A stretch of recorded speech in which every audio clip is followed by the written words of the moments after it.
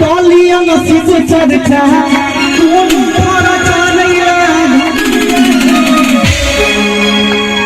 सब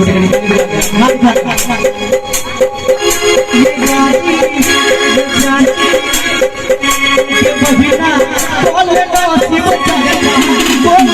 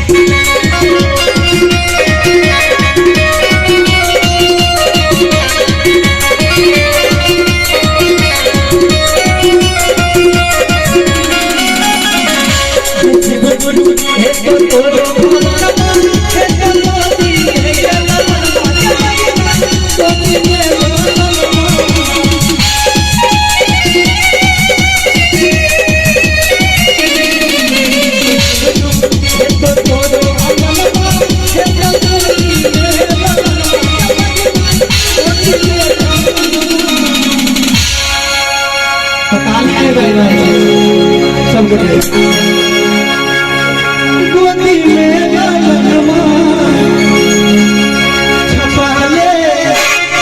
छपा ले शिव गुरु के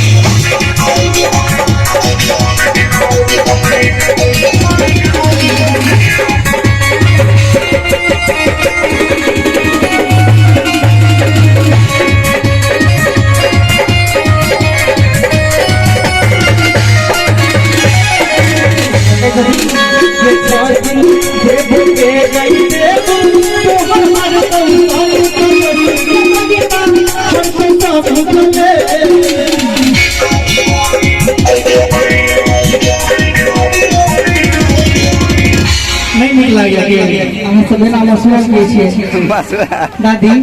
की कहलिए हम अपने याद कहते ना तो की कहलिए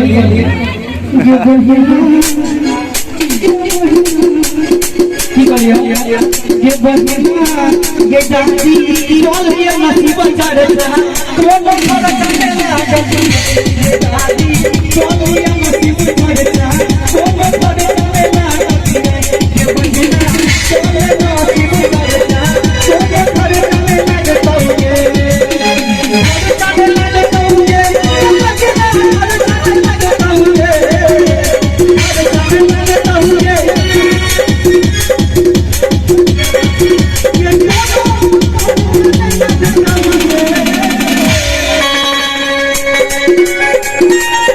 बजेबे ना हमरा हां से बजेबे ना जरूर जरूर जरूर ये बहिना ताली बजे जाए सब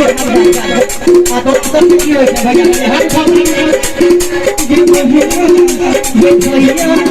ये बहिना बोल ना